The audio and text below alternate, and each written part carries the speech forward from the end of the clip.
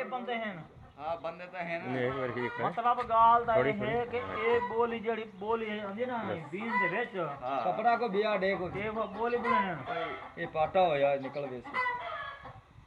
ਸਾਰਾ ਪਾਟਾ ਹੋਇਆ ਨਹੀਂ ਬਿਆ ਕੇ ਕਪੜਾ ਹਦੀਆ ਵੀ ਗਨਾ ਮੈਂ ਤਾਂ ਖਾਦੇ ਨੇ ਯਾਰ ਹਦੀਏ ਨੇ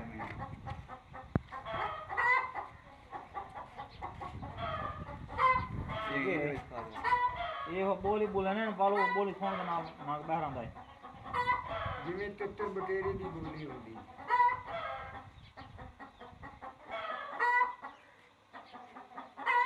बोले आधे पीछे को भज जाओ जित के मरे ना है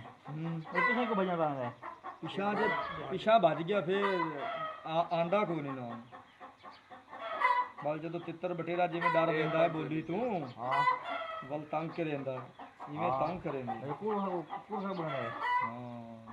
ये ना ये कोई बंदा को पैसा मंगा पास कहीं बेटे